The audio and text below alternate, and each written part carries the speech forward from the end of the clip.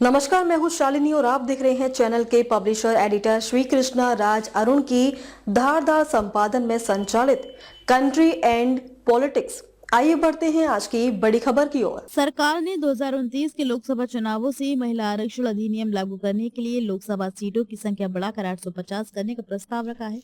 सूत्रों के अनुसार 815 सीटें राज्यों के लिए और बाकी 35 सीटें केंद्र शासित प्रदेशों के लिए प्रस्तावित है।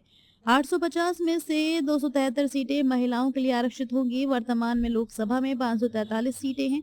सरकार 16, 17 और 18 अप्रैल को संसद के विशेष सत्र में 2029 से लोकसभा में 33% महिला आरक्षण लागू करने के लिए संविधान संशोधन विधेयक लाने की योजना बना रही है। सरकार ने मंगलवार को संविधान 131वां संशोधन बिल, परिसीमन विधेयक संशोधन बिल और केंद्र शासित प्रदेश कानून संशोधन बिल 2026 ड्राफ्ट सभी सांसदों को भेजे हैं।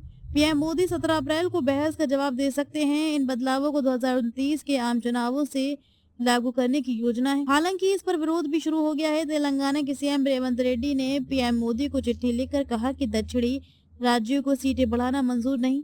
आरक्षित सीटें हर चुनाव में बदलती रहेंगी ताकि महिलाओं का हर जगह प्रतिनिधित्व मिल सके।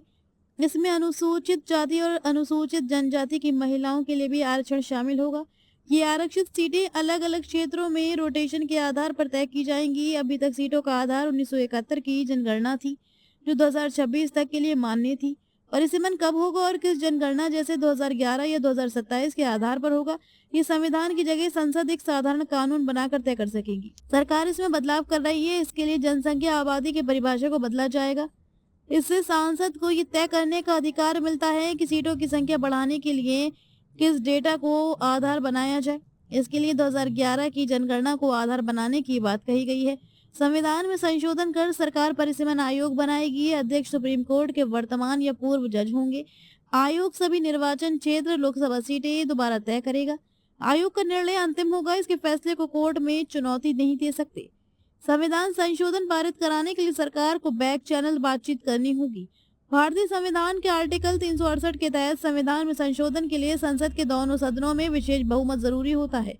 कुल सदस्यों का बहुमत 50% से अधिक और उपस्थित एवं मतदान करने वाले सदस्यों को 2/3 बहुमत लोकसभा की वर्तमान संख्या 540 कुल 543 में से है। 3 सीटें खाली हैं। यदि सभी सांसद उपस्थित होकर मतदान करते हैं तो कम से कम 360 सांसदों 2/3 को इसके पक्ष में वोट देना होगा। वर्तमान में भाजपा नेतृत्व वाले नेशनल डेमोक्रेटिक अलायंस एनडीए के पास 292 सांसद हैं, जबकि इंडिया विपक्ष के पास 233 सांसद हैं। 15 सांसद किसी गठबंधन के साथ नहीं है। विपक्ष ने बुधवार को कांग्रेस अध्यक्ष मल्लिकार्जुन खड़गे के घर बैठक बुलाई। विपक्षी नेताओं ने कहा कि महिला आरक्षण, परिसीमन और लोकसभा सीट बढ़ोतरी अलग मुद्दे हैं जिन्हें सरकार मिलाकर भ्रम फैला रही है। सरकार ये सब 2029 के लोकसभा चुनाव में राजनीतिक फायदा लेने के उद्देश्य से कर रही है। अगर सरकार महिलाओं को 33% आरक्षण देना चाहती है तो मौजूदा 543 सीटों में ही ये लागू किया जा सकता है।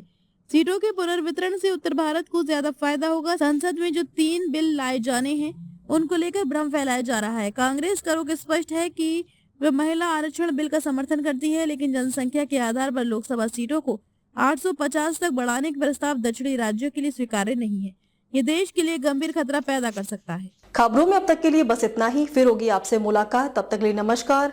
देखते रहिए कंट्री एंड पॉलिटिक्स। ऐसे ही लेटेस्ट अपडेट पाने के लिए हमारे चैनल को लाइक करें। अगर आप हमें फेसबुक, ट्विटर, इंस्टा के माध्यम से देख रहे हैं तो हमारे चैनल को फॉलो, कमेंट करना न भूलें। धन्यवाद।